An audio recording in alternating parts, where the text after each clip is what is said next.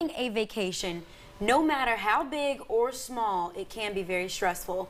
And to ease some of the headache, make sure your vehicle runs efficiently. Chris Grubber with Fountain Car Wash shares a few tips with us on how you can stay safe and have a satisfying trip, right? Yes, right. Vacation is very important. So those who are traveling through, or with a vehicle, they need to make sure that they have all of the tips that you're about to give us. So starting with the first tip, we were talking earlier and you were saying you need a spare. Absolutely. Every car has to have a spare tire. Your tires is one of the most important things on your vehicle, but it's also one of the things that's easiest to fail on you.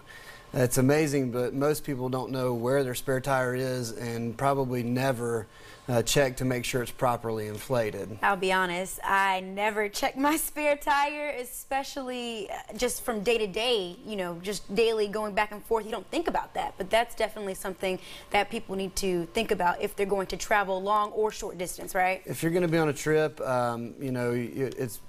having a flat tire is bad, but there's nothing worse than having a flat tire, getting your spare out and realizing that you're still stuck on the side of the road. Now, there are a couple of tips that we do want to show people on the screen, but what were some of those other tips that you were talking about? Visually inspect your belts and hoses, check your battery, and inspect your fluids. The belts and hoses is an easy one. That way you're making sure that your car is not going to overheat or anything like that. If you have a hose bust or a belt break, batteries can be easily checked at any auto parts store or even at any quick lube. Your fluid maintenance is really important, but I would say your belts and hoses and your spare tires, if I had to just pick three, are the most important. Now there is something that is as equally important. Now if I'm going on a trip to Washington State or Jacksonville, Florida, there's two totally different ways I need to maintain my vehicle. Yeah, if you're going on a short trip, if it's just a day trip, you're probably not going to worry about getting your oil changed, things like that. It's probably not going to be that big of a deal. You'll be down there, you'll be back the same day probably. Those things you're going to want to make sure that your lights on your dashboard, your indicator lights, nothing's on, nothing's going off.